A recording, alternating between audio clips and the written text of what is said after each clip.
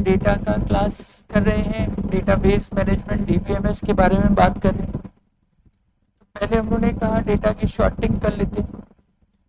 Data को short करने से डेटा अरेंज हो जाता है असेंडिंग या डिसेंडिंग ऑर्डर में, इसके कारण से ईजिली उसको एक्सेस किया जा सकता है।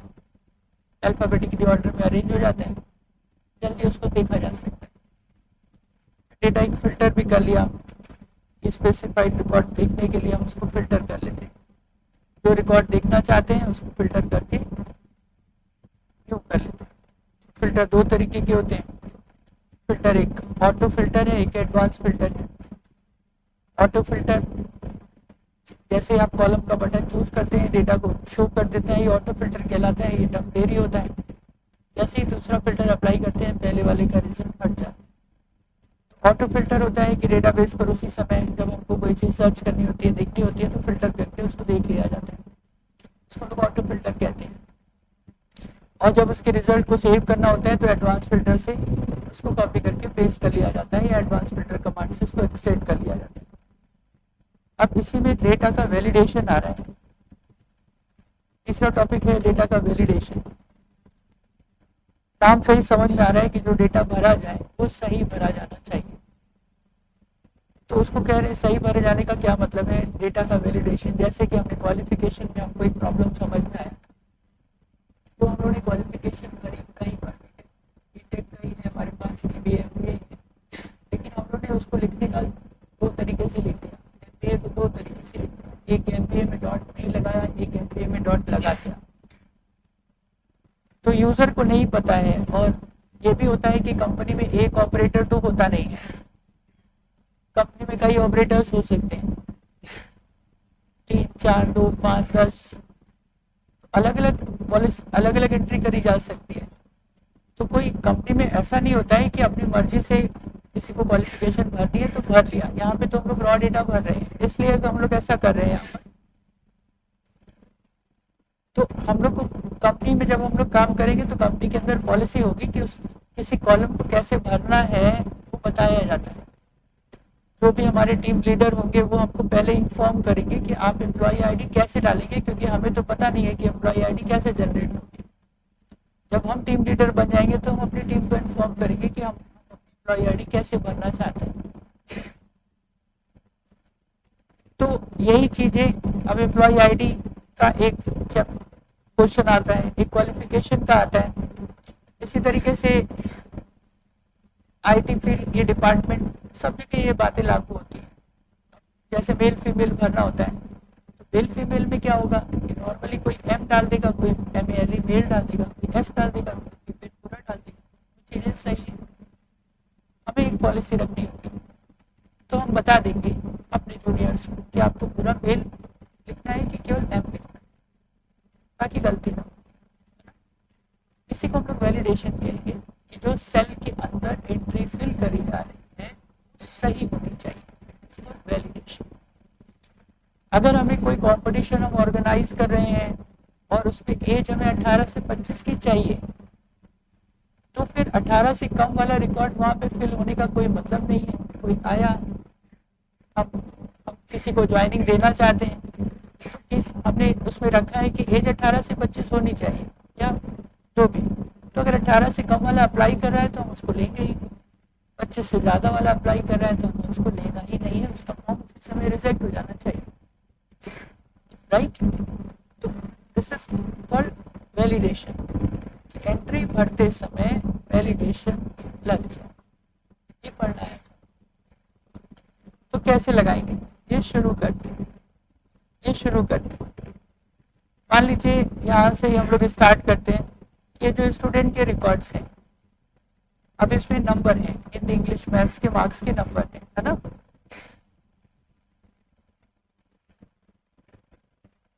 ये जो नंबर है कहाँ से कहाँ तक होने चाहिए। तो अगर हमारा 100 का पेपर है, 100 का पेपर है, तो 0 से 100 होना चाहिए। 100 से ज़्यादा नंबर यहाँ पे भरने नहीं चाहिए। 50 का पेपर है तो 50 से ज़्यादा नहीं भरना चाहिए।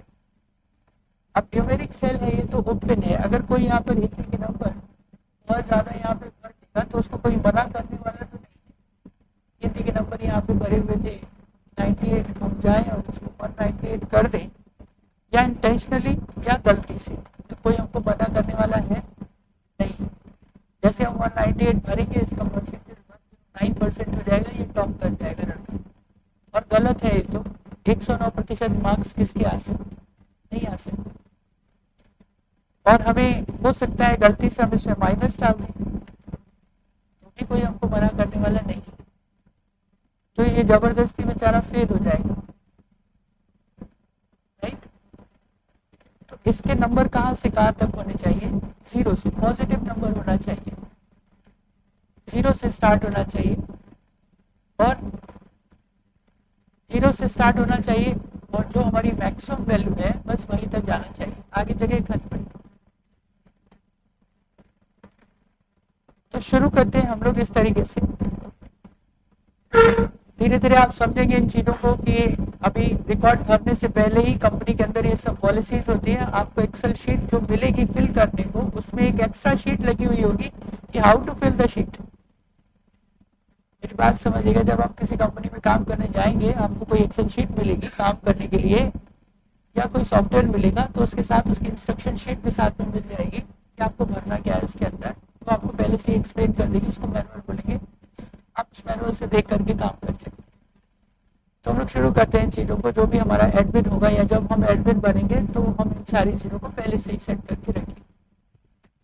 तो नंबर 1, कोई भी एक न्यूमेरिक रेंज लगाना कि जो भी मार्क्स है, अमाउंट है, एज है, कहाँ से कहाँ तक का होना चाहिए, किसी नंबर में कोई रेंज लगाना। तो आप चाहें, आप डेटा को सेलेक्ट कर लें, आप रेंज को सेलेक्ट कर लें, आप चाहें तो पूरी कॉलम को सेलेक्ट कर सकते हैं। डेटा में आज जाना है अपने को, और यहाँ पे डेटा वैलिडेशन है, इस पर क्लिक करना है, डेटा वैलिडेशन। इस समय सेल पर क्या लिखा हुआ है, अलाउ एनी वैल्यू लिखा हुआ है, आ रहा है मुझे से। इस समय इस सेल में कोई वैलिडेशन नहीं लगा हुआ है, वहाँ क्या लिखा हुआ है, अलाउ एनी वैल्यू। हमारे सेल पर कोई भी वैल्यू अलाउड है, इसलिए हम कोई भी वैल्यू भर लेते हैं। एनी वैल्यू नहीं चाहिए, हमें क्या चाहिए, हमें हमें चाहिए एक होल नंबर चाहिए या डेसिमल नंबर चाहिए। अगर होल नंबर चाहिए तो होल ले लीजिए, डेसिमल चाहिए तो डेसिमल ले लीजिए। होल का मतलब जैसे मार्क्स है, अब मार्क्स डेसिमल में तो अलाउड है कि नहीं, हमारे नहीं होते, तो होल नंबर होना चाहिए। लेकिन प्राइस है तो डेसिमल अलाउड होगा। तो मार्क्स वाली फील्ड है, इसलिए होल नंबर लेते हैं। यहाँ पे डेटा आ रहा है और इसकी भी रेंज आ जा रही है, between, not between, equal, greater than, less than, जो आप लगाना चाहें आप लगा सकते हैं। कितना जी, या जो भी हमारी रेंज है 18 से 25 है तो 18 से 25, 18 से 40 है तो 18 से 40। प्राइस की कोई रेंज है 100 से 500, तो मैंने यहाँ पे लगा दिया। अगर कोई माइनस की वैल्यू भी अलाउ है, तो अगर कहाँ तक अलाउ है तो आप लगा सकते हैं, -20 से +20, वो भी आप एक मिनिमम वैल्यू और एक मैक्सिमम वैल्यू डिफाइन कर दीजिए और ओके कर दीजिए। ये मेरी रेंज मैंने सेलेक्ट करी हुई है और इसको ओके कर दिया। ये दिखेगा नहीं आपको, इसके ऊपर अब इस सेल पर लग गया वैलिडेशन, अंडर स्टूडेंट वैलिडेशन लगा हुआ है। अगर आप सही एंट्री भरेंगे तो आपको कोई प्रॉब्लम नहीं होगी। अगर आप शुरू से 0 से 100 आपसे कोई भी मैसेज नहीं आने वाला, क्योंकि ये सही फिल किया जा रहा है। जैसे ही कोई गलत एंट्री फिल होगी, या तो जानबूझ करके या टाइपिंग मिस्टेक, तो ये तुरंत आपको पता कर देगा, इसी समय ही वैलिडेशन चालू हो जाएगा। ये पॉसिबल नहीं, फिर ही नहीं, इसको रिट्राई करेंगे, फिर वापस आ जाएगा, सही से इस तरीके से हमारा ही। अगर हम कोई माइनस की वैल्यू डालना चाहें तो नहीं लेगा, क्योंकि अलाउ, तो ये वैलिडेशन पहला हो गया। किसी न्यूमेरिक पर कोई रेंज लगा करके, greater than, less than, between, जैसे आप चाहें किसी नंबर को आप वैलिडेट कर सकते हैं। भरते समय ही वैलिडेट कर सकते हैं कि वो सही भरा जा रहा है कि नहीं भरा जा रहा। नंबर 2, अब जैसे ये वाला है, यही हम लोग बात करते हैं क्वालिफिकेशन वाले के लिए बात करते हैं कि हमको क्वालिफिकेशन भरनी थी। तो जो जो आपको क्वालिफिकेशन जिस फॉर्मेट में भरनी है उसको आप पहले सही से लिख लीजिए कहीं जाकर।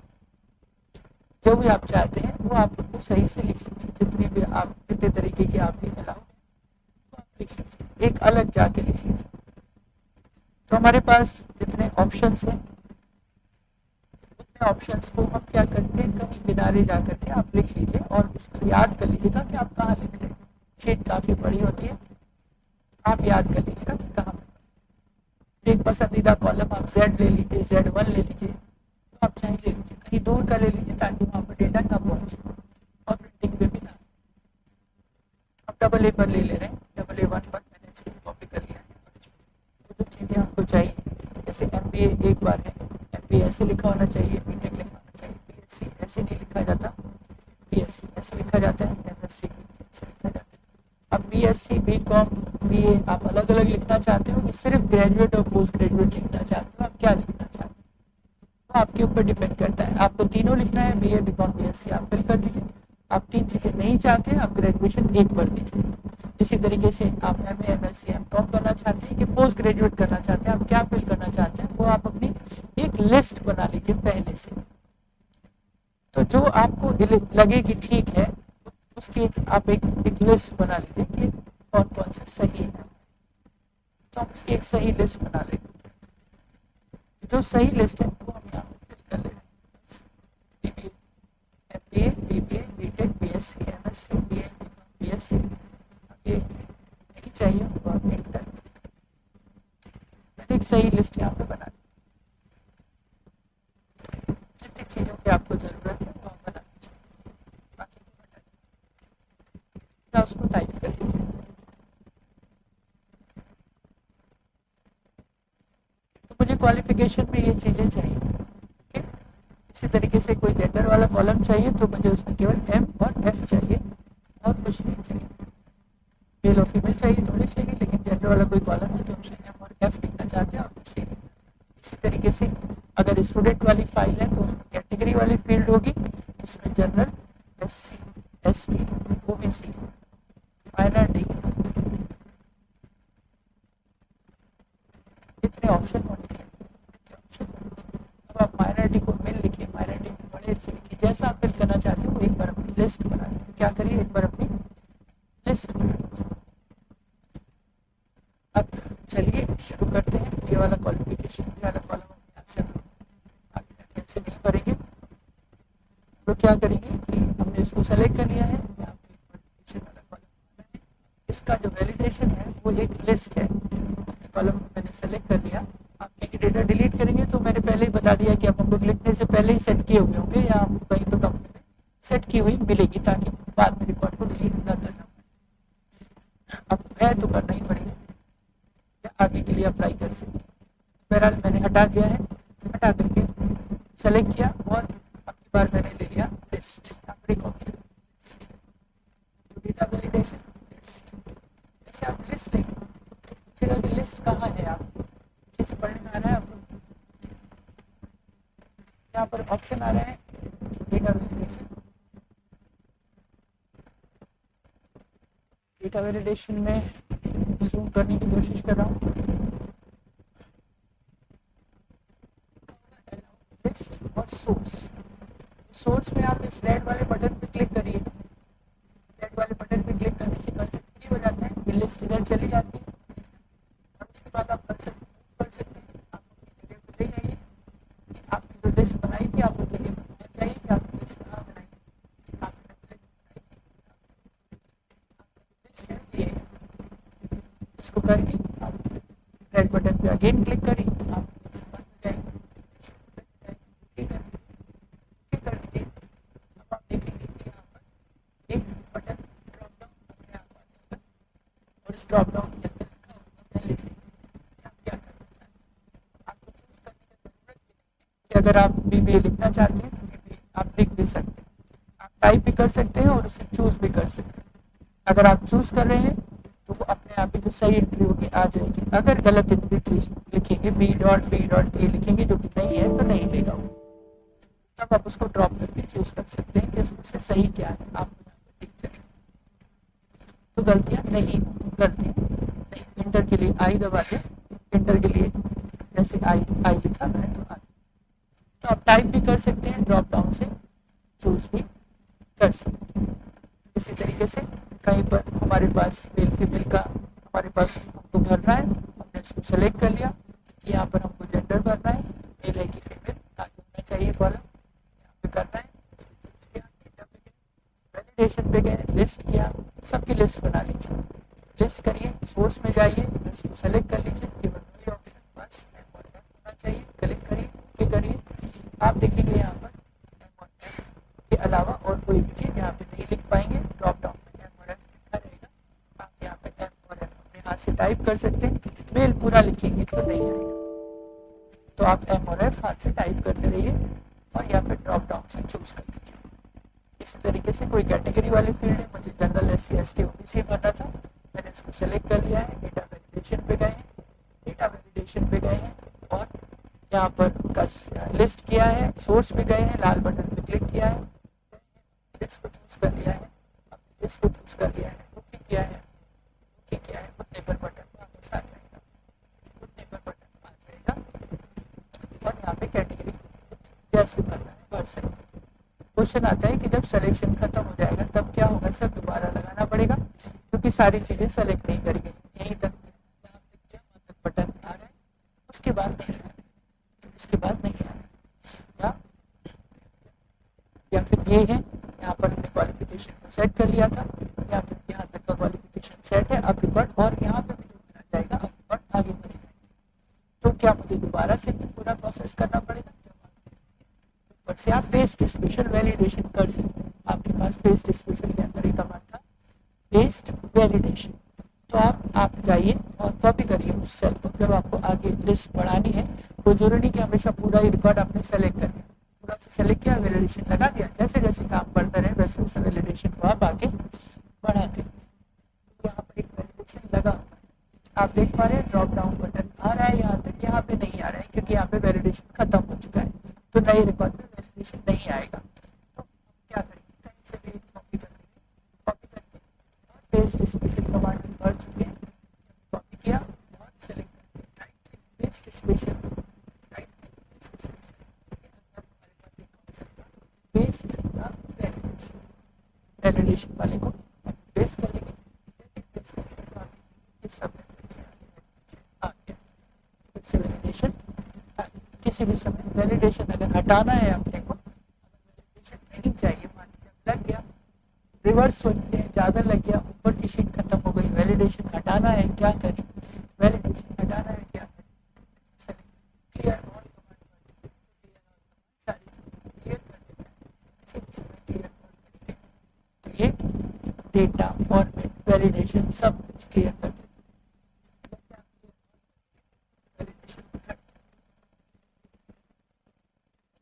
तो न्यूमेरिक का वैलिडेशन लगाया जा सकता है, लिस्ट का वैलिडेशन लगाया जा सकता है, ऐसे ही डेट का लगाना है तो डेट लगा दीजिए कि किसी की डेट यहाँ से यहाँ तक, तो कैसे बात करें वैलिडेशन के बारे में बात करें तो अभी हमने एक क्वालिफिकेशन का बना लिया, कैटेगरी का बना लिया, मेल फीमेल का बना लिया, राइट।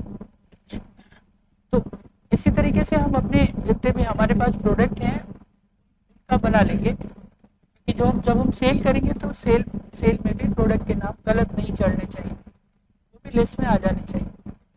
तो जो भी हमारी कंपनी होगी उसके अंदर स्पेसिफाइड प्रोडक्ट है, अगर हमारे स्टूडेंट हैं तो उनके नाम या उनके रोल नंबर, कोई एक्स्ट्रा स्टूडेंट आके पेपर न दे दे, या कोई गलत रोल नंबर वाला स्टूडेंट पेपर न दे दे, या कोई रोल नंबर गलत न डाल दे, इसलिए रोल नंबर एंट्री करते समय सही रोल नंबर उसके अंदर एंट्री होना चाहिए, नाम सही होना चाहिए, तब हम एग्जाम में ऐसे मान सकते हैं। तो हम मानते हैं कि हमारे पास अगर कुछ स्टूडेंट है तो वो स्टूडेंट के नामों की लिस्ट आ जानी चाहिए ताकि जो बच्चा अपना नाम या रोल नंबर फिल करे सही, वो भी गलत फिल ना। तो अब जैसे हमारे एडमिशन्स हो चुके होंगे तो हमारे पास ये स्टूडेंट हैं, अब यही स्टूडेंट तो बार बार ही रिपीट करेंगे, इन्हीं का टेस्ट बार बार, तो आप जो एडमिशन्स हो चुके हैं उनकी पूरी लिस्ट आप बना सकते हैं ताकि वही रिपीट।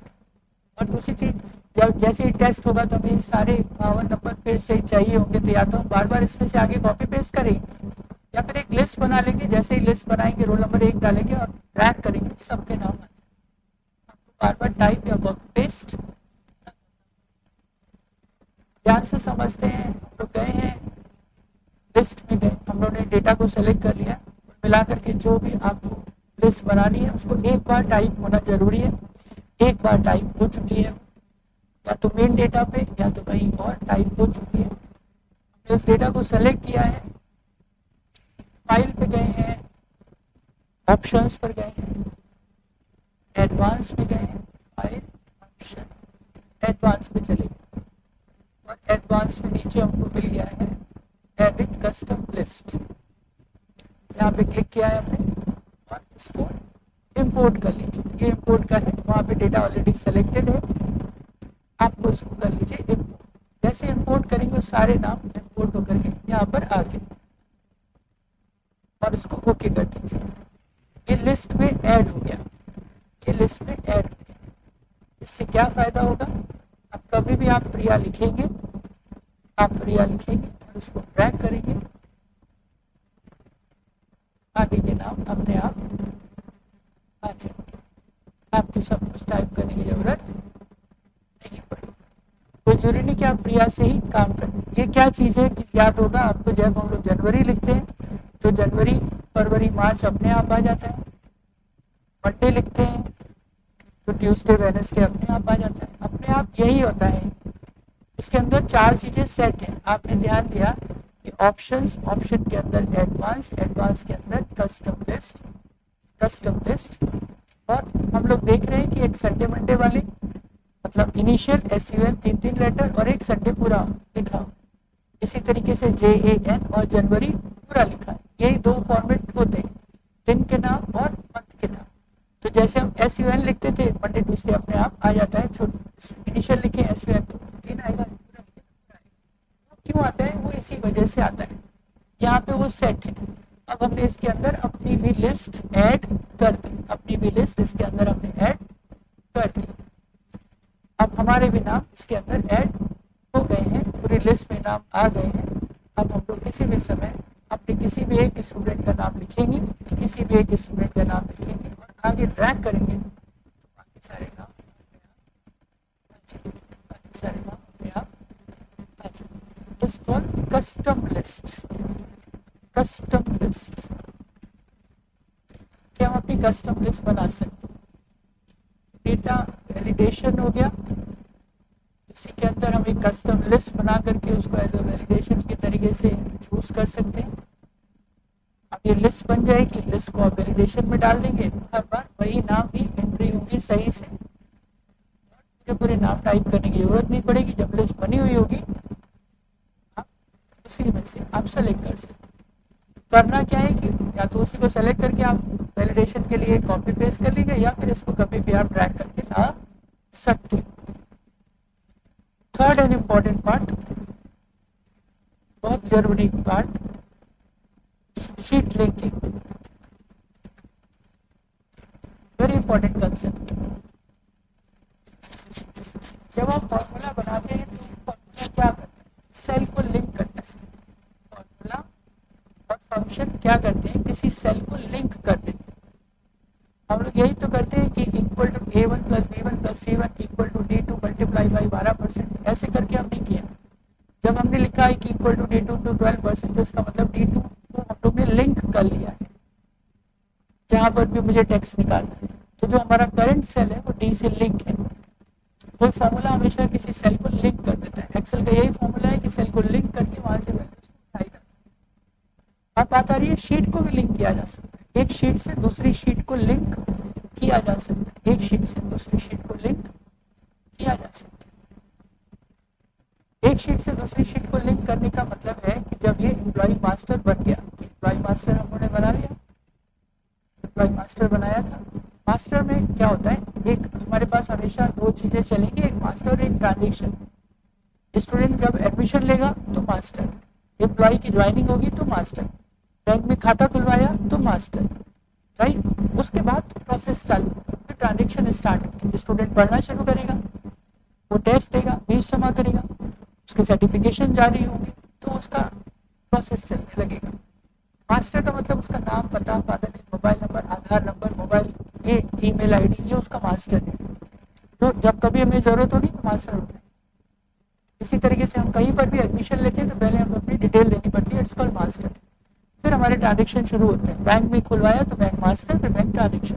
बैंक ट्रांजेक्शन का मतलब हमारी आईडी होगी, उससे हम पैसा जमा करेंगे, पैसा निकालेंगे, राइट। तो यही हमारा इस समय बना हुआ है एम्प्लॉय का जब वो हमारे प्रोडक्ट मास्टर होगा तो प्रोडक्ट मास्टर में प्रोडक्ट का नाम, उसका मॉडल नंबर, उसका कलर और उसका प्राइस लिखा हुआ होगा। तो जैसे हम मॉडल नंबर डालेंगे उसका प्राइस सामने आ जाएगा, जैसे प्रोडक्ट बिकने लगेगा।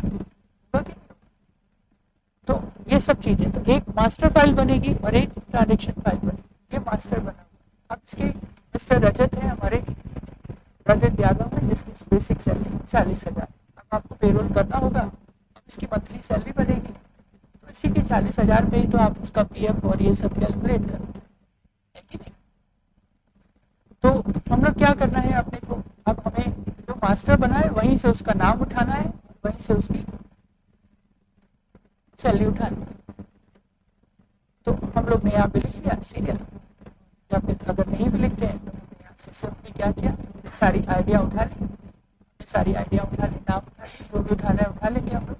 जब इसकी सैलरी बनाएंगे तो यहाँ से उठा लिया। वो जो बेसिक सैलरी है वो यहाँ पर आ जानी चाहिए, यहाँ पर रहनी चाहिए। जो बेसिक सैलरी हो वो यहाँ पर लिख जानी चाहिए। तो आपको बहुत सिंपल क्या काम करना है, इक्वल टू करने के बाद आपके, और इक्वल टू करके आप जिस जो रिकॉर्ड उठाना चाहते हैं उस पर क्लिक कर दीजिए। जैसे आप इक्वल टू करके सैलरी पर क्लिक करेंगे, इक्वल टू करके सैलरी पर क्लिक करेंगे, तो ध्यान दीजिए और क्या लिखा है, employ master L3, employ master L3। हम लोग बैठे कहाँ पर है, किसी और शीट पे बैठे हुए। वो शीट, वो डेटा कहाँ से उठाएगा, एम्प्लॉय मास्टर से उठा लेगा, उसके L3 से उठा लेगा। इक्वल करके ये माउस से ही प्रोसेस होगा। आपने इक्वल लगाया, फिर शीट पे कर और वहाँ पे क्लिक कर दिया, तो वहाँ का डेटा यहाँ पर आ गया, वहाँ का डेटा यहाँ पर आ गया, और इसको फिर मैंने कॉपी करके पेस्ट कर दिया। तो सारी जो सैलरी थी इस शीट से इस शीट पर ट्रांसफर, उस शीट से इस शीट पर ट्रांसफर।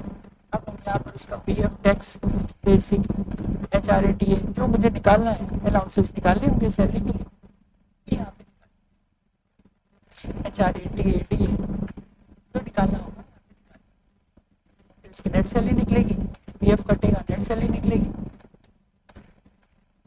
तो यहाँ पे HRA हमको देना था 8%, HRA देना था 8%, ये देना था 5%, ये देना था 5%, ये देना था 10%। इक्वल टू करके हम यहाँ पर उसको, अब यहाँ पे ये सैलरी कहाँ से आ रही है, उस शीट से आ रही है, शीट से आ रही है। पीएफ कटेगा 12%, नेट सैलरी कैसे निकलती है, equal to basic plus allowances minus PF minus tax. हमको फॉर्मूला याद रखना है, basic salary plus allowances, allowances का मतलब जो सैलरी के अलावा मिलता है उसको जोड़ा जाता है, फिर प्रॉफिट पर टैक्स लेस हो जाता है, नेट सैलरी निकल जाती है, नेट सैलरी निकल जाती है। यही नेट सैलरी जो उसके इस बार की पेबल है वो उसके फिर मास्टर में दिखाई देनी चाहिए कि इस समय उसकी सैलरी उसको मिला कितनी मिलने वाली है। तो ये सैलरी, एक तो उसकी बेसिक सैलरी हुई, एक उसको मिलेगा कितना वो चाहिए। तो ये वाला जो 45,200 है वो फिर वहाँ पे दिखाई देना चाहिए। ओके, जरूरत पड़ सकती है, आप चले जाइए। अब आप क्या करें, आप वापस जाइए ड्राइंग मास्टर में जाइए, और हमारे पास एक बेसिक सैलरी और एक नेट सैलरी का ऑप्शन होगा जिसको CTC कहा जाएगा। तो वो इक्वल टू करके कहाँ से आ जाना चाहिए, वो यहाँ से आ जाना चाहिए, इक्वल टू वापस इस शीट से हम इसको लिंक करें। तो ये दिखा रहा है कि इसकी 40,000 सैलरी मिलती है, सब जोड़ जाड़ करके 45,200 रुपये मिलती है। अगर इसकी सैलरी बढ़ेगी कभी 45,000 हो जाएगी, जैसे 45,000 हो जाएगी तो उसकी नेट सैलरी कितनी हो जाएगी, 50,000 हो जाएगी। और उसकी डिटेल कहाँ बन रही होगी, उसकी डिटेल अपने आप ही यहाँ बन रही होगी कि 45,000 के हिसाब से उसकी नेट सैलरी। दोनों शीटें आपस में एक दूसरे से लिंक हो गई। आपने बैंक में पैसा जमा किया 10,000 रुपये, राइट, आपने खाता खोला 10,000 से, फिर आप इसमें जमा करते रहेंगे, पैसा निकलता रहेगा। अब आपके खाते में कितना बचा हुआ है वो दिखता है, करंट बैलेंस कितना है वो आपके दिखता है। हालांकि वो प्रोसेस अभी हम नहीं कर रहे हैं यहाँ पर, लेकिन लिंकिंग ऐसे ही हो। या फिर स्टूडेंट की अटेंडेंस के बारे में बात करते हैं। एडमिशन लिया, हर समय हमारी अटेंडेंस आज तक की तो शो होती रहनी चाहिए। अटेंडेंस की कई सारी शीटें बनेगी, हर महीने की अलग अलग शीट्स बनती है, बिल्कुल प्रैक्टिकल ज़्यादा सोचिए एक्सेल के बारे में। एक्सेल बिल्कुल आपको काम करने देगा कि आपको कंपनी में काम क्या करना है, राइट। आप स्कूल में जाएंगे तो वो कहेगा कि हर बच्चे की अटेंडेंस लेकर आओ, आपको तो हर महीने की उसको अटेंडेंस देनी है। आप हर हर डे आ रहे, पर डे आप अटेंड कर रहे हैं ना। आपने किस महीने कितनी छुट्टी की, कभी एक करी, कभी बिल्कुल नहीं करी, आप कभी दो करी। तो आप बोलोगे ना सर अक्टूबर में मैं एक दिन छुट्टी ली थी, मैंने नवंबर में मैंने कोई छुट्टी नहीं ली, दिसंबर में मैंने कोई छुट्टी नहीं ली, अब तक मेरी एक ही एब्सेंट। जिसने 2 ली होगी, 4 ली होगी, उसकी टोटल आना चाहिए कि कितना हो चुका है, उसकी अटेंडेंस कितनी चल रही है। तो बेसिकली क्या होगा, हमारे पास एक मास्टर होगा, एक मास्टर फाइल होगी जिसमें उसका नाम, एड्रेस, ये सब लिखा होगा। तो हमारे पास जो शीटें होंगी स्टूडेंट की, एक मास्टर होगा, फिर हर महीने की उसकी अटेंडेंस चल रही, सितंबर की, अक्टूबर की, नवंबर की, दिसंबर की, सब चल रहा हो, सितंबर, अक्टूबर, नवंबर, ये सब चल रहा होगा। तो अभी हम ज़्यादा नहीं लेते, थोड़ा सा लेते हैं, सीरियल नंबर, नेम लिया है मैंने और उसकी अटेंडेंस आपको निकालनी है। या वो कितने एब्सेंट अभी तक कर चुका है, कितने एब्सेंट कर चुका है, कितने प्रेजेंट कर चुका है। हमारे पास 5 नाम है, 1 2 3 4 5 नाम है, वो भी नाम है ABCD। हमारे पास कुछ स्टूडेंट है, राइट। ये हमारी मास्टर फाइल है। सितंबर में गए होंगे तो 1 सितंबर 2024 से लेकर के शीट बनी होगी हमारी अटेंडेंस में, सीरीज करके डे वाइज एक सीरीज बना रहे हैं। ऐसे 30 तारीख तक बना हुआ होगा, एक 30 तारीख तक बना हुआ होगा। 1 सितंबर, 2 सितंबर, 3 सितंबर, 4 सितंबर, अक्टूबर में 1 अक्टूबर, 2 अक्टूबर, 3 अक्टूबर, 4 अक्टूबर, बीच में संडे 2 के हटा देंगे। शीट ऐसे बनाने की कोशिश करिएगा, आप प्रोजेक्ट है कोशिश करिएगा बनाने की। अक्टूबर हो गया, नवंबर में आ जाइए, नवंबर में आ जाइए, नवंबर पे आ जाइए,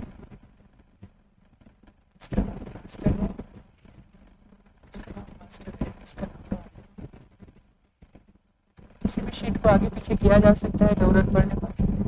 सबसे पहले मास्टर आना चाहिए, ड्रैग करके ऐसे आगे ला सकते हैं। सबसे पहले मास्टर, फिर सितंबर, फिर अक्टूबर,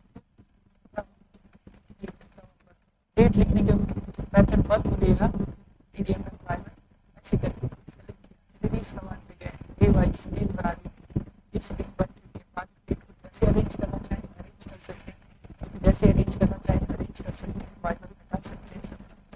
फाइल में साइज छोटा हो गया, साइज छोटा हो गया,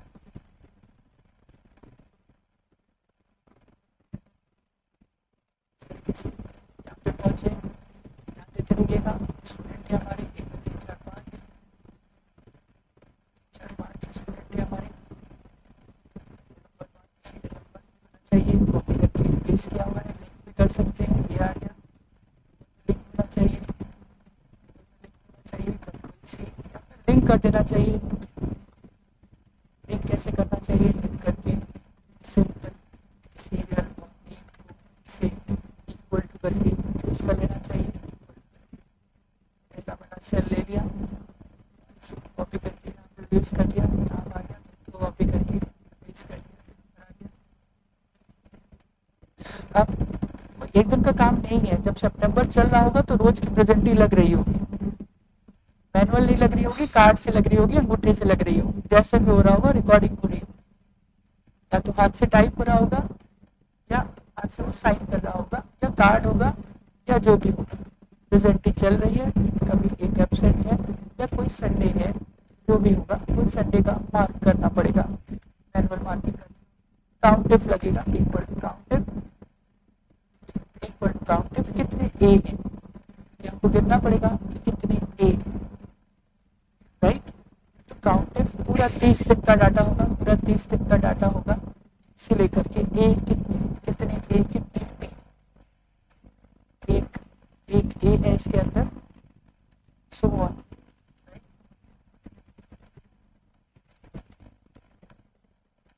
से बनेगा।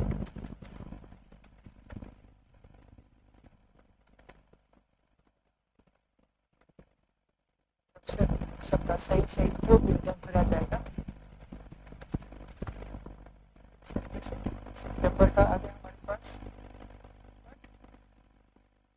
कितने एब्सेंट है, काउंटिव फंक्शन लगाया है मैंने, पूरा 30 दिन के कॉलम होंगे, आखिर में जाकर के काउंटिव लगेगा, ये बता देगा कि कितने ए कितने बी। ऐसा ही अक्टूबर का होगा पूरा 10 तारीख तक अक्टूबर होगा, ऐसा ही नवंबर होगा पूरा। कॉपी पेस्ट तो करना नहीं चाहिए, अभी समझने के लिए कर, अभी समझने के लिए कर, इतनी छुट्टियां ना करें बेचारे की तनख्वाह कट जाएगी। एक दो छुट्टियां उसको दे सकते हो, कभी कभी नहीं मिलेगा वो। एक चीज नवंबर में चलेगी, डरिएगा मत, एक दिन का काम नहीं है ये, बार बार रिपीट करता हूँ, 3 महीने बाद ये रिपोर्ट निकलेगी जब 30 अक्टूबर आ जाएगी तब। इसलिए घबराना नहीं है, इसलिए घबराना नहीं है कि सर एक दिन में थोड़ी, एक दिन में तो हमको एक ही दिन की अटेंडेंस लगानी, और 3 महीने बाद हमसे पूछा जाएगा या 1 महीने बाद हमसे रिपोर्टिंग ली जाने वाली है कि बताइए कि क्या रिपोर्टिंग है। तो सितंबर का डेटा भर चुका है, अक्टूबर का डेटा भर चुका है, नवंबर का डेटा भर चुका है, राइट, भर चुका है। हमको टोटल निकालना है यहाँ पर ज्योति का कुल कितना एब्सेंट, ज्योति का एब्सेंट, ए का कितना, एक्स का कितना। सिंपल, कोई रटने वाली चीज नहीं है। एब्सेंट वाले कॉलम पर गए हम, आराम से सोचते हैं क्या करना चाहिए, इक्वल पर जाना है। सबसे पहले सितंबर वाले कॉलम का एब्सेंट ले लिया, प्लस का साइन अपने हाथ से लगाइएगा, प्लस बार पे देखिएगा, फिर अक्टूबर पे गए उसका ले लिया, प्लस लगाया, फिर नवंबर पे गए उसका भी वैल्यू ले, सावधानी से फॉर्मूला लिख करके आ गया, सितंबर M3 प्लस अक्टूबर M3 प्लस नवंबर M3, फाइनली एंटर करिएगा क्योंकि वापस नहीं आ पाएंगे आप। फिर से करते हैं, क्या किया, हालांकि आप करने की जरूरत नहीं, आप कॉपी पेस्ट करेंगे तो आंसर सबके आ जाएंगे। ज्योति की 3 है, ए की 9 है, एक्स की 13 है, बी और सी की 9। फिर से करते हैं, क्या किया, फिर से करते हैं, क्या किया, इक्वल लगाया, जहां पे आंसर चाहिए वहां पे इक्वल लगाइए, और उसके बाद माउस के थ्रू दूसरी शीट पर चले जाइए, जो सेल चाहिए उसके ऊपर आप क्लिक कर दीजिए, फिर आपको प्लस माइनस मल्टीप्लाई जो करना है वो करिए। तो शीट आपस में शीटों में फॉर्मूला जुड़ रहा है, अभी तक क्या था, एक ही शीट में फॉर्मूला लिख रहे थे, M3 plus L3 plus J3। अब M3 एक शीट पर है, दूसरा M3 दूसरी शीट पर है, तीसरा M3 तीसरी शीट पर, तो हमको सिंपली जाकर उसके ऊपर क्लिक करना है और फॉर्मूला चल रहा है, इक्वल टू पहले पे क्लिक किया, प्लस फिर दूसरी शीट पे गए, सावधानी से दूसरे पे क्लिक किया, प्लस ऑपरेटर मतलब अपने से लगाया, प्लस लगाना है माइनस लगाना है, फिर नवंबर पे गए, तीसरे पे क्लिक किया एंड सो ऑन, आखिरी में एंटर कर दिया, आखिरी में एंटर कर दिया, वो वहाँ पे वापस आ जाएगा, तो लौटने की जरूरत नहीं है, वहीं पे एंटर करिए, कर्सर खुद आ जाएगा, खुद आ जाएगा और आप इसको आप कॉपी पेस्ट कर, सारे आंसर्स आ गए, सारे आंसर्स